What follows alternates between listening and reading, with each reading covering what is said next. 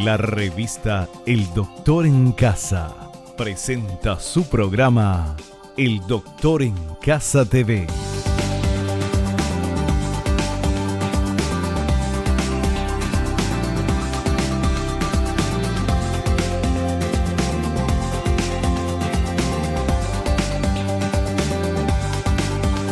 Con la conducción de Vivi Landó.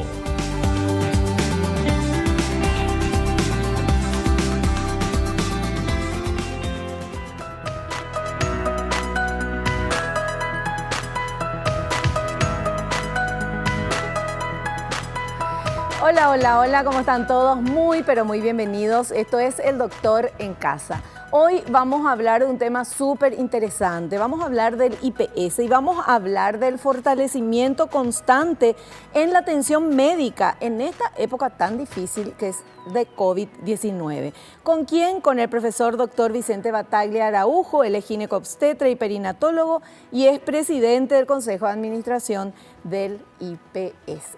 Y vamos con esta placa que dice lo siguiente. Uno de los desafíos asumidos por el Instituto de Previsión Social fue descentralizar los servicios del Hospital Central hacia las cabeceras departamentales. La actual administración continúa trabajando en el cumplimiento de estos beneficios para sus asegurados, que es también de gran importancia desde el inicio de la pandemia. Se refaccionaron e inauguraron hospitales regionales, unidades sanitarias con importante infraestructura edilicia, equipamiento médico de punta y capacitación constante del personal de blanco. Se fortalecieron los hospitales integrados con el Ministerio de Salud Pública, adaptándolos para el uso exclusivo de enfermedades respiratorias. Desde su asunción como presidente número 36 de la provisional, el doctor Vicente Battaglia Araujo enfrenta la dura tarea de hacer frente a este colapso del sistema sanitario, dotando al IPS de camas y medicamentos necesarios para los asegurados, cuya demanda se quintuplicó en este último par de meses.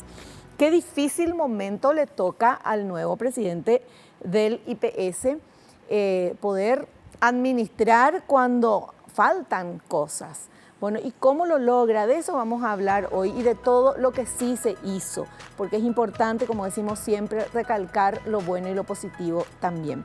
Nosotros al inicio del programa agradecemos nuestro ejercicio de la gratitud, agradeciéndole a Dios por el don de la vida, por el amor, por la salud, por la familia, por los amigos, por el trabajo, por los compañeros de trabajo. Más que nunca tenemos que hacer nuestra lista de agradecimientos, buscar lo bueno que tenemos hoy, que no queremos perder, la gente que tenemos hoy que no queremos perder, las cosas que tenemos hoy que no queremos perder y agradecer por eso, porque hoy sí tenemos eso.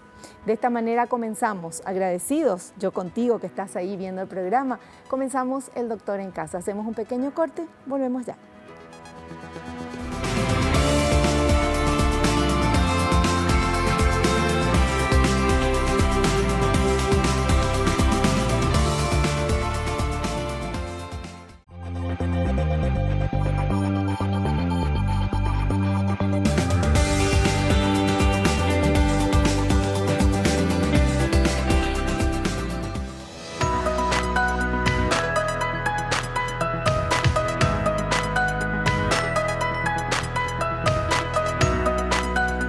Bueno, estamos con nuestro invitado, que ustedes lo conocen porque lo hemos invitado en muchísimos programas y fue uno de los que comenzó también El Doctor en Casa. Entonces, ahora él es presidente de IPS. Qué momento difícil para ser presidente de IPS. Les presento el profesor doctor Vicente Battaglia Araujo. ¿Cómo estás, Doc? Bienvenido al programa. Hola, Vivi, muchas gracias por la invitación de vuelta. Contento de estar aquí en esta que considero también un poco como mi casa, así que para compartir contigo y los televidentes de nuevo. Bueno, hablar de IPS en este momento, porque IPS le salva la vida a todo el mundo, es algo fantástico, maravilloso y siempre lo hemos dicho en este programa las veces que hablábamos e insistirle a todo el mundo de que pida a su empleador de que le pongan IPS porque realmente es la solución. Ahora, con toda esta pandemia, con todo esto que colapsó el mundo entero, obviamente colapsó también IPS. ¿Cómo se están manejando? Y justo vos te estás entrando ahí como presidente. Y si realmente, Vivi, es un momento bien difícil No solo para IPS, para la salud del mundo. Sí. Y nosotros no somos la excepción en Paraguay y dentro de Paraguay nosotros como institución, como IPS, ¿verdad? Esta es una enfermedad grave a la que por mucho tiempo en el último año muchísima gente quiso sacarle la preponderancia, hasta niegan hoy día de su existencia, sí, y hay miles de teorías. La realidad hoy es que mucha gente tiene a su familiar, a su papá, a su hermano, a su abuelo, a su amigo internado o buscando camas para internarse. Esa es la realidad. Y bueno, si el primer mundo, con la infraestructura que tiene, hace un año no pudo resolver el problema, pasó un año entero y de vuelta hoy se está cerrando totalmente para no volver a pasar por eso, porque saben perfectamente que por más buena voluntad o infraestructura que se tenga, cuando una enfermedad ataca en masa a la población, no hay sistema de salud que pueda aguantar. Sí. Tener un sistema de salud preparado con lo que normalmente se hace, es decir, prever cuántos casos yo tengo que atender por año de tal tipo de patología, de tal otra, etcétera. Tener todas esas mismas patologías que siguen su curso, claro, y aparte una nueva que entra en escena y que triplica o cuadruplica en caso a todo eso que normalmente uno tiene y escapa a cualquier tipo de previsión. Y lo que se dio ahora con el COVID en nuestro país, en la segunda ola, es una muestra clara de eso. En semanas, duplicó, triplicó, quintuplicó el número de casos. Y eso hace que eso se refleje en la cantidad de gente que hoy está necesitando un lugar para atenderse. Claro. Si bien es cierto que esta enfermedad, y ahí es donde se le quiere sacar un poco de preponderancia o de importancia, implica un 20% de personas infectadas que promedio entre 15, 20, algunos dicen 10, pero igual manejemos los números.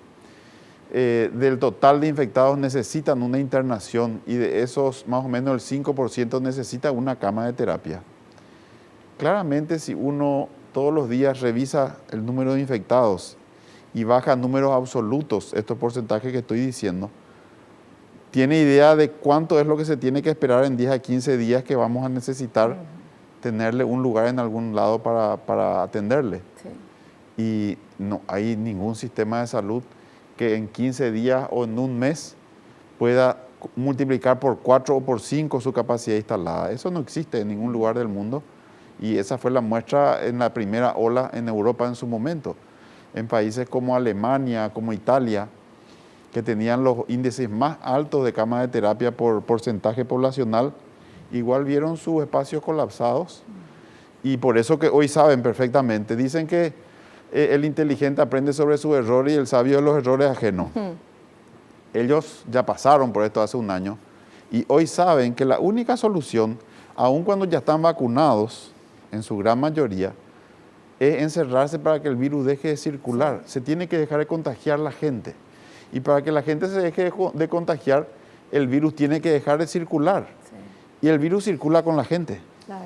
Eso es así. En este caso no hay ni un mosquito de por medio. Sí. Porque con el dengue tenemos a lo mejor un vecino irresponsable que tiene su terreno sin cuidar o su piscina sin cuidar, son reservorios, yo me cuido y todo, pero se crían los mosquitos al lado y después me pican y me enfermo. Esta no es la situación. Hoy el virus conmigo sale a la calle. Yo me quedo en mi casa, me cuido, uso tapaboca, mantengo distancia, etcétera, todas las medidas que ya conocemos. Y el virus automáticamente empieza a perder la batalla.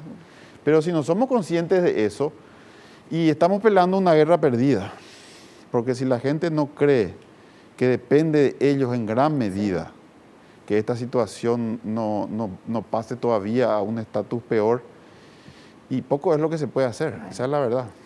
Y nosotros como medio de comunicación y todos los medios de comunicación decimos siempre eso, ¿verdad? Esto es algo que se fue conociendo, todos fuimos conociendo en el mundo entero, no se sabía cómo iba a reaccionar, pero es un virus.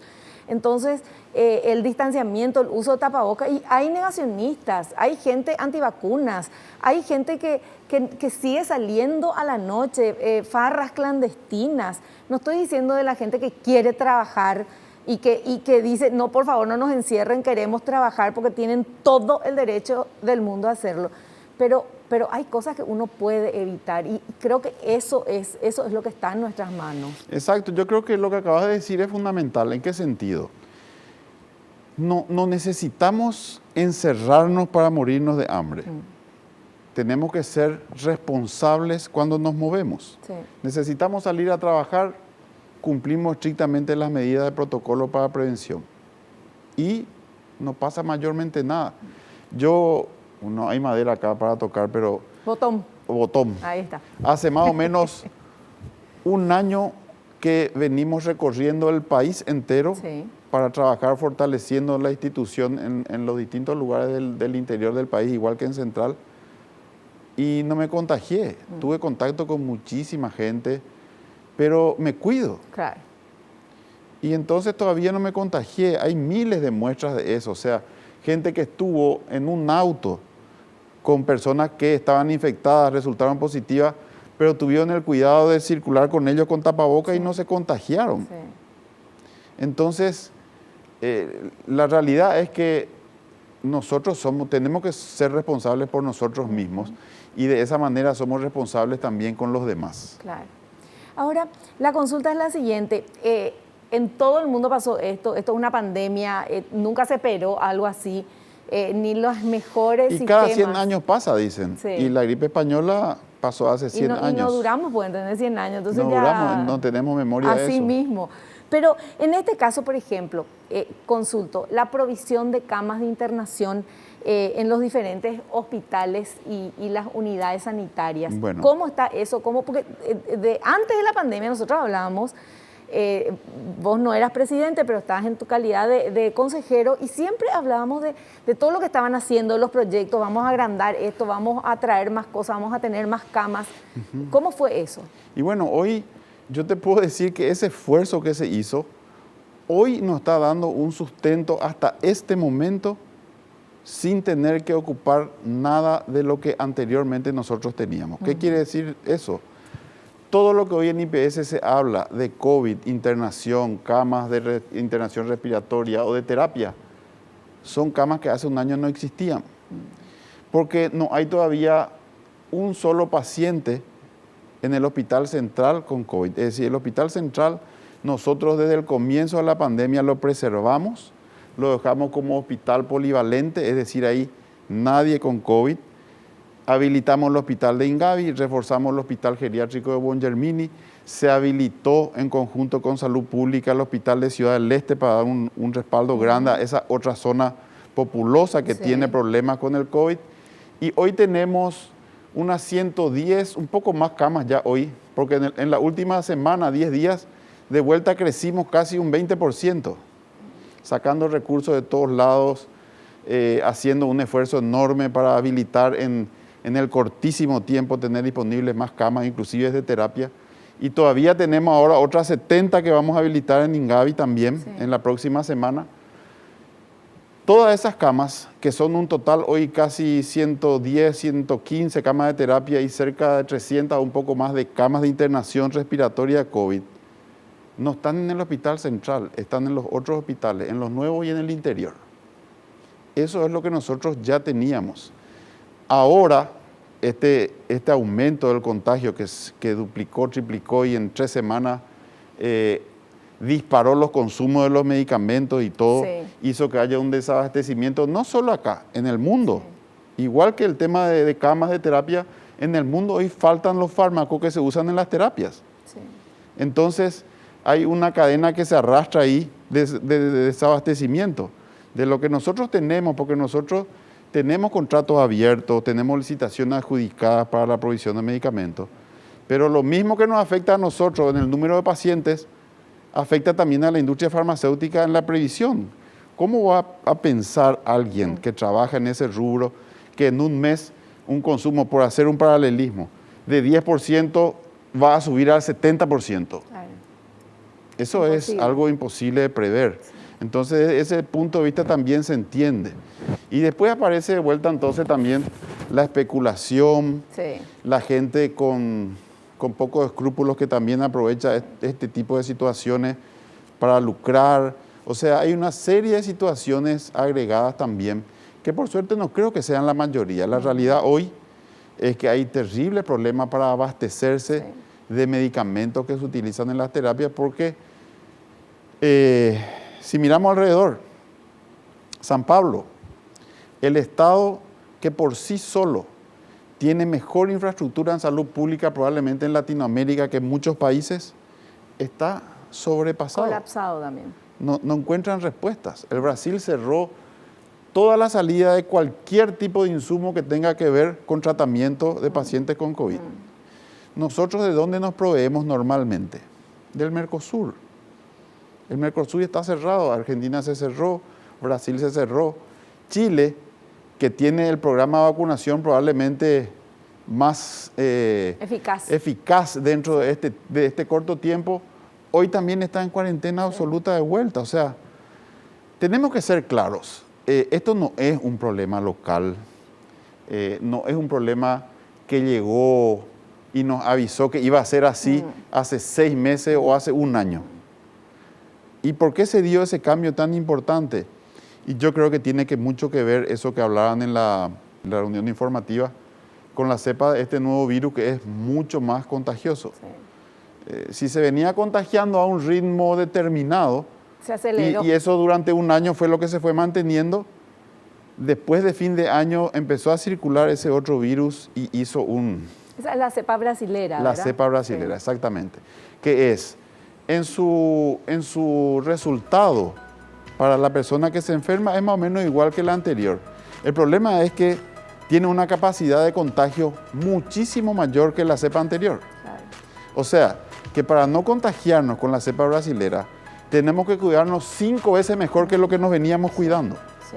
más o menos. ¿Y es cierto que hay que usar doble barbijo? Que yo ya escuché eso. No, tampoco es cierto. O sea, si uno usa un tapabocas que es de buena calidad, Sí. TNT, etcétera, no necesita duplicar. Eso sería gastar innecesariamente recursos.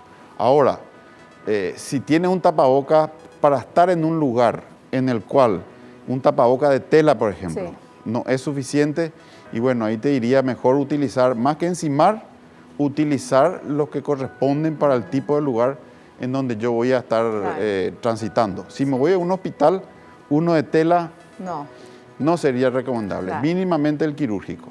Si voy a estar en un lugar donde hay pacientes enfermos con COVID, y mínimamente un N95, etcétera.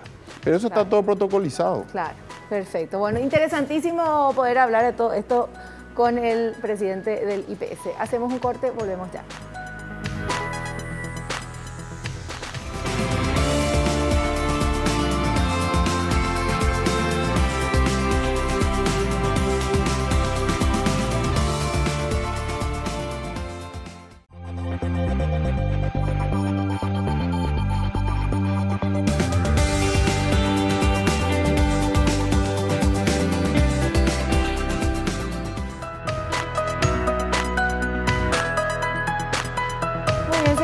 Hablando con el profesor doctor Vicente Bataglia Araujo. Él es ginecobstetra, perinatólogo y presidente del Consejo de Administración del IPS. Y estamos hablando justamente del IPS, todo lo que se hizo y de todo lo que yo recuerdo, porque hace 1 año y 2 años hablábamos de todo lo que estaban implementando y fueron implementando, y ahora tendría que estar eso luciéndose, pero vino la pandemia. Entonces estamos todos desesperados.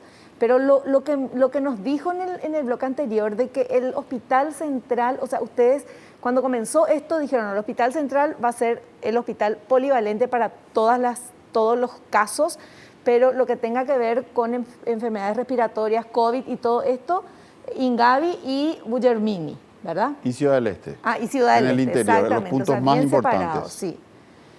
Bueno, ¿y cómo continúa eso? No, y eso continúa tal cual. Pero nosotros tenemos un hospital central con 1.200 camas de internación. Sí. Que por supuesto, en un tiempo de pandemia como este, siempre es un backup. Sí. ¿En qué sentido? Cuando nosotros todo lo que tenemos instalado y programado para esta problemática eventualmente llega a un nivel, automáticamente hay que empezar ya a pasar al siguiente nivel. Claro. En ese sentido, también, por supuesto, dentro de la planificación, para dar respuesta de camas de atención, está empezar a habilitar salas de COVID en el Hospital Central. Ahí tenemos camas, tenemos recursos, tenemos oxígeno, y bueno, entonces tendremos que empezar a sacarle un poco de espacio a otras patologías. Por ejemplo, el hecho que nos están operando cirugías que son programadas, eso saca un importante número de pacientes y libera camas, etcétera, que vamos a tener que empezar a usar también en la medida de la necesidad para internar pacientes con esta patología. Hablaste de oxígeno, contame por favor, porque nos desesperamos también con muchas Y informaciones. sí, la verdad es que el oxígeno es un tema muy importante y también es importante conocer bien cómo funciona el tema con el oxígeno. Habíamos hablado que un 20%, entre un 10 y un 20, necesita internación. ¿Esa internación para qué es, básicamente? Es para recibir cuando no necesita terapia, si tiene síntomas de lo que consideramos graves, eso es satura, o sea, la cantidad de oxígeno que sus pulmones consiguen enviar a la sangre para que llegue al organismo baja por debajo de un determinado nivel, eso es un criterio de internación. O cuando tiene dificultad respiratoria, porque eso es claramente la manifestación clínica de que ya no está funcionando suficientemente la circulación por el pulmón para airear el organismo. En esos casos entonces se interna. ¿Para qué se interna fundamentalmente? Y para recibir terapia de oxígeno. El aire tiene una concentración muy baja de oxígeno, más o menos 4% o menos, dependiendo de los lugares. Entonces, ¿qué es lo que se hace? Se interna para ponerse un dispositivo que en la nariz directamente le manda un oxígeno concentrado. Y un hospital común, toda la provisión de oxígeno que tiene para patologías normales o para pacientes que se van a operar y necesitan transitoriamente mejorar condición antes de la cirugía, 1 o 2 días o después mientras se recuperan, hablamos de valores más o menos de 5 a 10 litros por minuto que recibe como terapia de oxígeno. Pero un paciente COVID que tiene una neumonía por COVID, tiene una capacidad respiratoria muy disminuida, entonces hay que darle oxígeno a una concentración mayor. Y ahí empezamos a hablar de cómo aumenta la cantidad de litros de oxígeno que a un solo paciente le tenemos que dar para que con ese pedacito de pulmón que tiene pueda absorber la mayor cantidad posible de oxígeno para que la sangre oxigene el resto del organismo. Y entonces hablamos que un paciente COVID puede requerir hasta 70 a 100 litros por minuto. ¿Por minuto? Versus 5 a 10, que es lo habitual para cualquier centro hospitalario. Lógicamente, eso también dispara el consumo de oxígeno 7 o 8 veces. Ningún hospital que no haya estado diseñado para atender pacientes COVID con neumonía por COVID, que hoy sabemos que requiere alto flujo de hasta 70 o 100, es difícil que se pueda decir va a poder 100% satisfacer la capacidad. En ese sentido, en IPS nosotros tenemos la suerte de que en las distintas edificaciones que empezamos a desarrollar por el interior para descentralizar la atención, se previó que tengan sus propias plantas de oxígeno. Algunas de ellas ya instaladas funcionando y otras en vías de instalarse. Eso nos permitió reforzar lo que teníamos en Ingavi, que es un hospital preparado para pacientes quirúrgicos, no para pacientes COVID con insuficiencia respiratoria. Lógicamente, el suministro de la planta de oxígeno subió al tope y nos da para mantener las 500 camas que se pueden habilitar en ese hospital, porque está previsto para 500 camas, pero con un consumo de moderado, 5, 10, 15 litros por minuto. En ese sentido, tenemos entonces por ello de refuerzo 2 tanques de 10.000 litros cúbicos que son, digamos, llenados un poco por nosotros en la medida de las posibilidades, o si no, por empresas externas. Y como eso se convirtió en una necesidad capital, entonces empezamos a movilizar plantas que tenemos en el interior, que hoy todavía no están siendo demandadas en su utilización, y entonces nos permitió eso, trasladar una planta para reforzar Ingavi, por ejemplo, que se está instalando, y otra para reforzar el hospital geriátrico. Entonces con eso y 50 balones de oxígeno que el Ministerio de Salud también nos proveyó. Estamos en este momento tratando de equilibrar por lo menos la terapia de oxígeno a los pacientes que tienen que estar internados allí. Esa es la situación. Por eso que se habla de oxígeno que empieza a faltar por todos lados, porque es lógico. Tampoco el medio local estaba preparado para proveer oxígeno. Ahí creció no 7 veces, Sí. más de 7 veces creció. Esa es la realidad con el oxígeno también. Claro.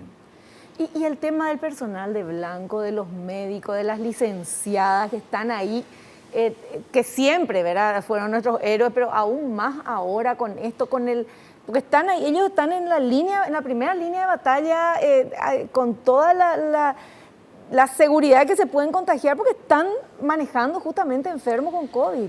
Pero justamente, por suerte, hay 2 factores importantes ahí. Ahora que prácticamente el personal de blanco completamente va a estar vacunado ya con estas partidas Sí. que vinieron. Esa es una muy buena noticia.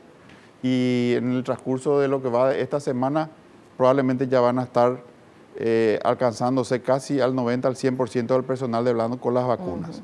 Esas vacunas todavía no nos protegen, nos van a Sí. proteger dentro de 2 meses fundamentalmente. Pero por lo menos ya hay una línea de partida Claro. clara en que vamos a estar protegiendo a nuestro personal de blanco. Eso por un lado. Y por otro lado, el personal que trabaja con la enfermedad está bien entrenado sabiendo cómo cuidarse y Claro. cuida al máximo de no contagiarse. Tanto así que en las primeras épocas, no hablo por esta porque probablemente ahora haya un poco de diferencia ya en eso. En las primeras épocas la mayoría de los contagios de la gente que trabaja en el área de la salud no eran los hospitales, sino Al fuera de salir. los hospitales, Claro. sí, en su vida social y familiar. Pero ahora probablemente sí estamos mucho más expuestos, porque, y ahí hay algo que de verdad hay que decir que causa tristeza. Hoy empezamos a ver que de vuelta empiezan a maltratar a los colegas, que están ahí haciendo un esfuerzo importantísimo, arriesgando sus vidas, para salvarle la vida a lo mejor a uno que no tuvo ningún interés en cuidar su vida. Sí, sí. Porque el personal de blanco está tratando a personas en las terapias que vinieron, que se contagiaban en un partido de piquibole, Sí. o que se contagiaban en una reunión social, O que no usaban tapabocas, o que no eran usaban- negacionistas. o porque tapabocas nunca usaron. Sí, Y hoy ellos están poniendo en riesgo su vida sí, para salvarla de esa persona que no tenía interés en Sí, el tema. sí. Eso realmente es algo que entristece. A mí me gustaría a todos los negacionistas, como el virus para ellos no existe, tenemos lugar en todos nuestros hospitales para que trabajen de voluntarios. me encanta. Si ellos están exentos del virus porque no existe, no vamos a tener que gastar en ellos en insumos para prevención de infecciones y en una partida de cosas. Sería genial que vengan a darnos una mano en los hospitales a trabajar con los pacientes COVID que nosotros estamos tratando, y si ellos son inmunes porque no existe el virus, y seguramente nada no les va a pasar. Claro. Así que les invito a que se acerquen a trabajar como voluntarios en las terapias intensivas de todos nuestros hospitales, donde hoy se están muriendo compatriotas y se están muriendo también personal de blanco. Me encantó, me encantó. No se puede no aplaudir, casi aplaudo lo mismo, porque de verdad es cierto. Y a los negacionistas, ya sé que no se puede hacer eso, pero ojalá pudieran firmar un papel que diga no me atiendan porque yo no creo en esto, si me enfermo, ¿verdad? Obviamente que no, porque la humanidad se va a seguir atendiendo a todos. Pero qué importante lo que acaba de decir nuestro invitado. Tenemos que cuidarnos, no hay vuelta de hoja. En el mundo entero está colapsando todo sistema de salud. Y bueno, y acá en nuestro país obviamente que también. Pero es importante ir conociendo estas cosas de la mano de quien sabe mucho, que es nuestro invitado de hoy, que es el presidente de IPS. El tema provisión de medicamentos. Ese es así el dedo en la llaga y es el terrible. Contanos. Obviamente que es igual que todo lo que nos estuviste diciendo. Creo que es ¿verdad? algo que ya habíamos comentado, ¿verdad? Hay una serie de factores que hacen a Sí. eso. Por lo menos en IPS nosotros administrativamente hicimos todo lo que teníamos que hacer. Tenemos contratos abiertos con gente que no nos está proveyendo o que nos provee por gotitas. Y tenemos licitaciones adjudicadas ya dentro de todos los lineamientos, cuidando el tema también del precio, porque llegó un momento en que los precios dispararon. Sí. Y eso hizo que tengamos licitaciones desiertas. ¿Por qué? Y porque los precios referenciales, que para nosotros eran los normales que se venían utilizando, no eran precios atractivos para los que tenían que concursar y entonces directamente no se presentaban. Tuvimos un par de licitaciones y el Ministerio de Salud igual, en la que no hubo oferentes. Dios santo. Entonces se vuelve a llamar y se vuelve a llamar. Sí. Por suerte, en una de las últimas que se llamó, sí hubo oferentes y a precios razonables. Eso nos permitió también a nosotros inmediatamente hacer un mismo llamado y 7 días después que el Ministerio ya teníamos también adjudicado y también tuvimos ofertas y también tuvimos precios absolutamente razonables. Compramos un lote de medicamentos que nos costó la mitad de lo que nos hubiese costado si usábamos los precios que en diciembre querían que les paguemos. 50% así. Dios 50% se ahorró. Y tenemos los contratos firmados, pero ahora necesitamos que nos provean. La ley les otorga periodos de gracia de tiempo para firmar los contratos, periodos de tiempo para proveer, y en general las empresas utilizan ese tiempo. Más aún ahora, con todo el problema que ellas mismas tienen para hacerse de stock de medicamentos. Habitualmente, cuando no hay esta crisis tremenda de transporte, de mercados para acceder a los productos, etc., habitualmente la ley por eso les da esa ventana de tiempo. Imagínense ahora, con esta problemática instalada en todo el mundo, esos tiempos son todavía más largos. Pero esos tiempos, ¿dónde impactan? Impactan en nosotros que necesitamos contar con los medicamentos. Claro. Pero nosotros, como institución, no somos fabricantes de medicamentos. Nosotros dependemos de que haya empresas que quieran vendernos, que acepten vendernos al precio que nosotros consideramos razonable, que estén inscriptos y cumplan con todos los lineamientos que la ley de contrataciones públicas obliga, etcétera, etcétera, etcétera. Nosotros estamos en este momento así, el Ministerio de Salud también está así, pero no hay en dónde proveernos. O sea, las empresas ahora ya firmaron contrato y todo, pero van a tomar un tiempo en poder proveernos. Sabemos que nosotros decimos producción local, pero en realidad nosotros no somos productores del 100% de los insumos para sacar los medicamentos. Acá lo que mucha de la industria local produce saca es el producto terminado. Importan las materias primas. Claro. Y esa materia prima, trabajan sobre esa materia prima para sacar el producto terminado. Pero si esa materia prima no consiguen o no les llega en tiempo y el producto terminado se dilata la misma cantidad de tiempo. O sea, esa es una realidad con la que hoy estamos lidiando. Por eso estamos buscando y estuvimos reunidos en estos días con el Ministro de Salud también para ver, bueno, ya sabemos, ese es el problema. Sí. Sabemos que las empresas locales difícilmente nos van a poner en los medicamentos y estamos buscando en dónde hay. En dónde hay productos terminados para intentar traer. Y vamos a buscar para eso si hace falta hacer acuerdos internacionales, procesos abreviados dentro del ministerio. Pero tiene que haber alguien que tenga el producto para vendernos en grandes cantidades. Sí. Y no hay muchas empresas que tengan el producto terminado y si lo tienen tampoco tienen en cantidades como las que hoy se requieren todos los días en todos los hospitales. Por eso que estamos en la situación en que estamos.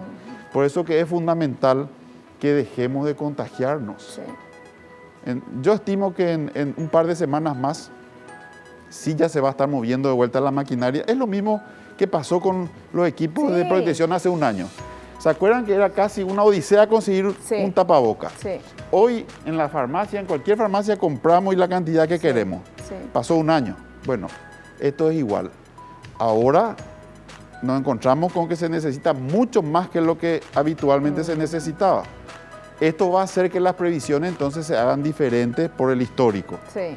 Y de aquí a un año seguramente vamos a estar recordando cómo antes comprábamos 1.000, pero ahora sí ya tenemos que prever 7.000, porque eso es lo que eventualmente se va a necesitar. Claro. Y las cosas van a funcionar de esa manera mucho más fluida.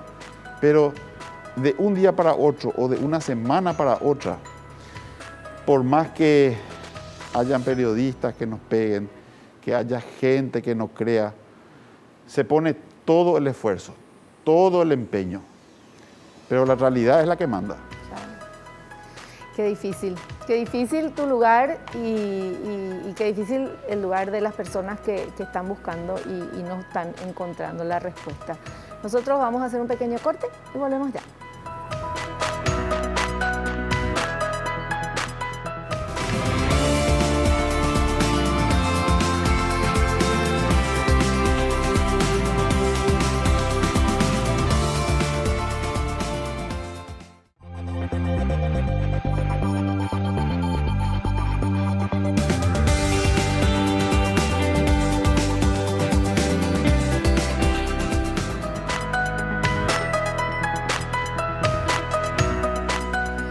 Continuamos hablando con el presidente de IPS, el profesor doctor Vicente Battaglia Araujo.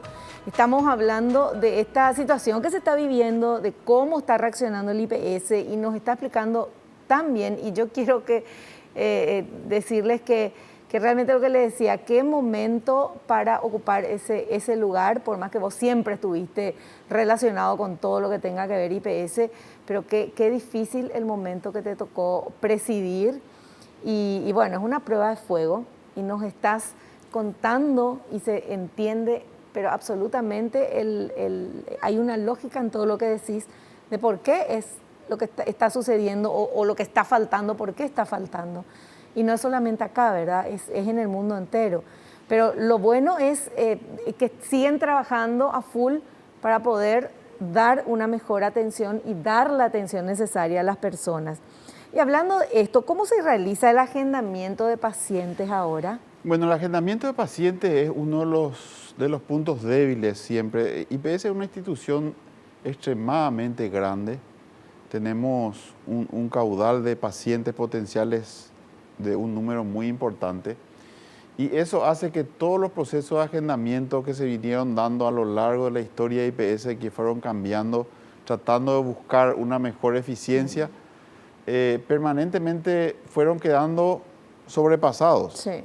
En su capacidad de dar respuesta. Y eso un poco es la realidad también que tenemos hoy.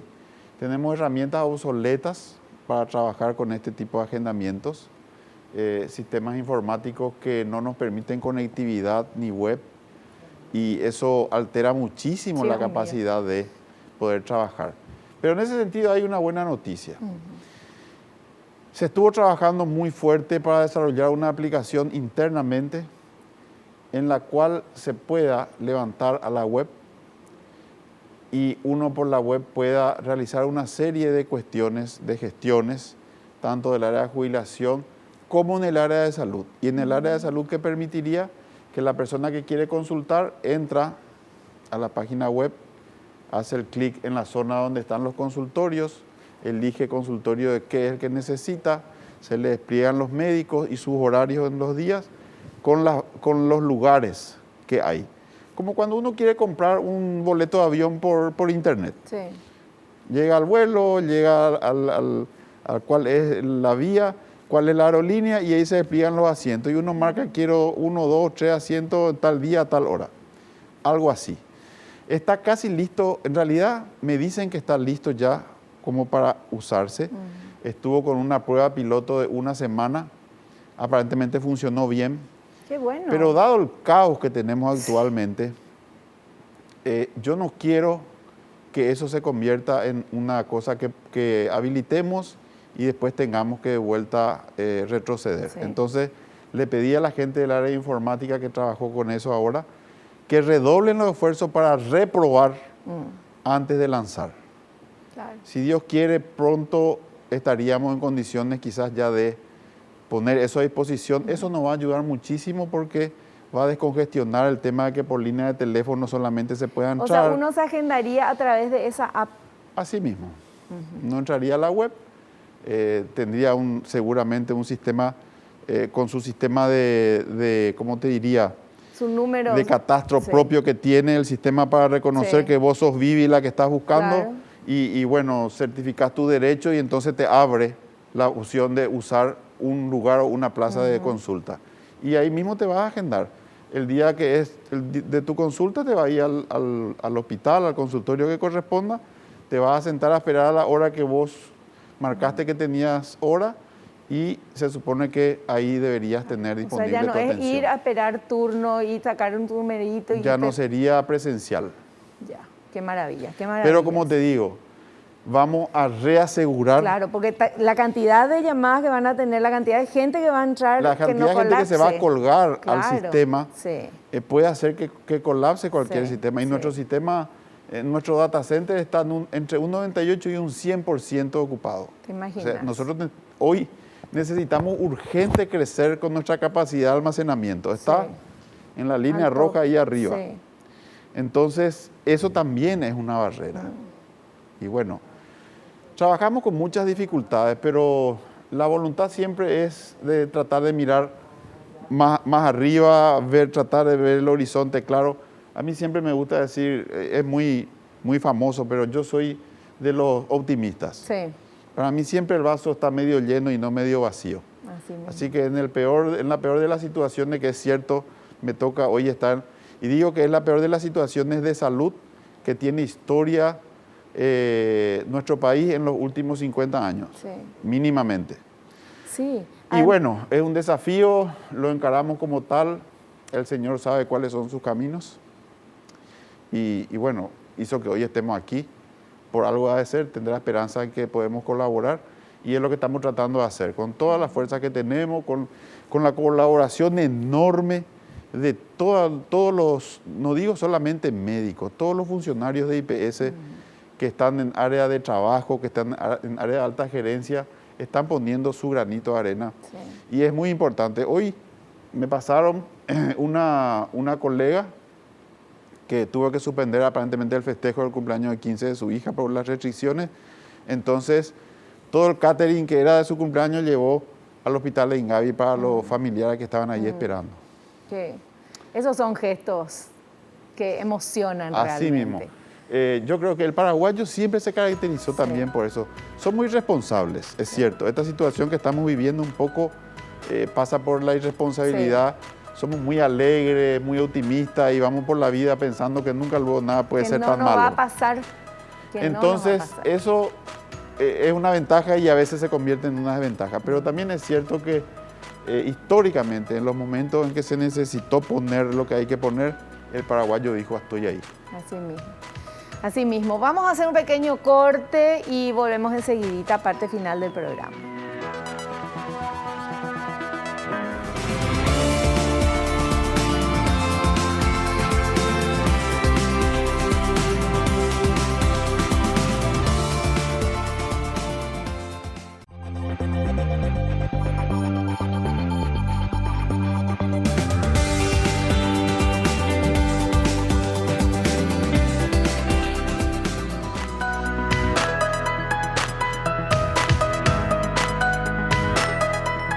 Bueno, en esta última parte del programa queremos saber cuáles son los proyectos a futuro una vez terminada esta crisis de COVID, que va a terminar, señoras y señores, va a terminar en algún momento. Entonces, ahí se sigue creciendo. ¿Qué hace IPS? Sí, Vivi, como bien decís, siempre que llovió paró, dice el dicho, ¿verdad? Esto es una prueba muy fuerte para todo el país, para toda nuestra población, para nuestro sistema de salud, para nuestro sistema político, para todo una prueba muy fuerte. Pero siempre que llovió paró. Esto va a pasar. Esto no va a ser permanente ni no va a durar eternamente. Y para después queremos seguir. Esto por lo menos nos va a dejar todo lo que nosotros crecimos a la fuerza de poner el hombro ahora, pero todos juntos de la misma manera, es decir, todos estirando hacia la misma dirección. Esto va a hacer que quede una capacidad instalada importante. Porque cuando ya no esté el COVID, a nosotros nos van a quedar esas 200 y pico, casi 300 camas de internación, nos van a quedar esas 100 plazas de terapia intensiva, que ya no van a estar llenas de pacientes con COVID, sino van a estar disponibles para los pacientes que tienen cualquier otra patología y que antes de la pandemia contaban con menos de la mitad de ese número de camas. Nos va a quedar el interior fortalecido con un hospital, por ejemplo, en Ciudad del Este, que de no existir hace un año, hoy tiene 50 camas de terapia intensiva en el interior del país. Nos van a quedar las camas que se habilitaron de terapia y de internación en Concepción, Santaní, ahora en Paraguarí, Hernán Arias por inaugurarse, Pilar con camas de terapia e internación también ya inauguradas, Caguazú. Es decir, el sueño que teníamos de la descentralización creo que va a poder empezar a ser realidad, porque esta enfermedad puso a prueba que no solamente en Asunción y en Central se puede atender pacientes con estado grave. Esto probó que todo lo que se movilizó y se habilitó en el interior del país hoy también dio respuesta. Y esa misma respuesta va a poder seguir dando después para el resto de las patologías que no sean COVID.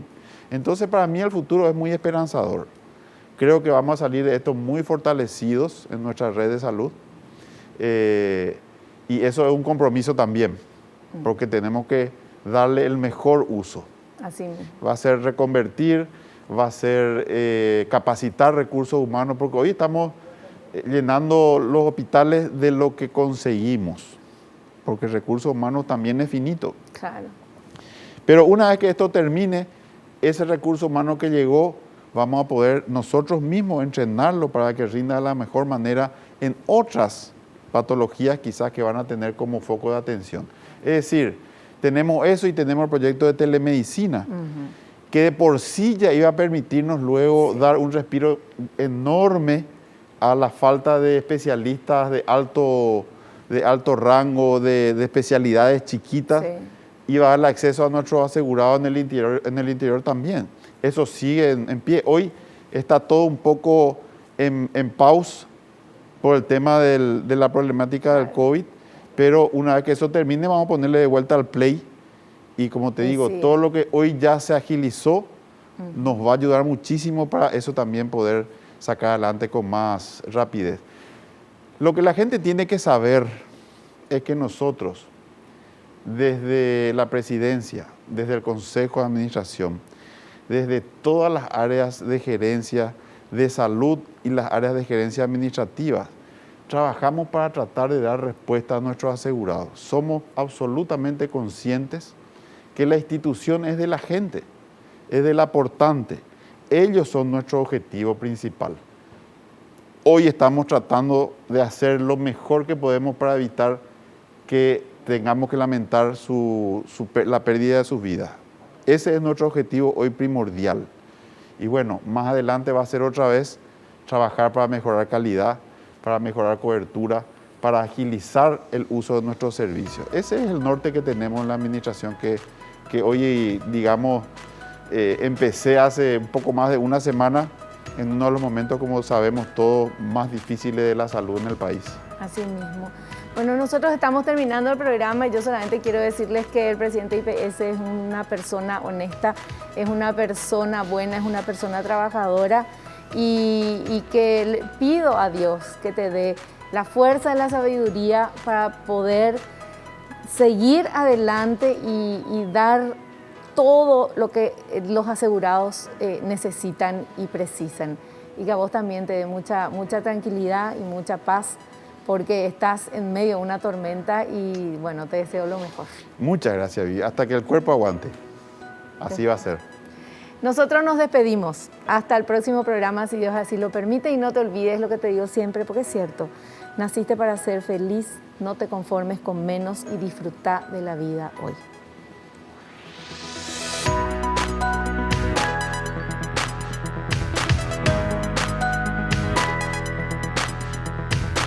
La revista El Doctor en Casa presentó a Vivi Landó en el programa El Doctor en Casa TV. Fue una realización de Alicante.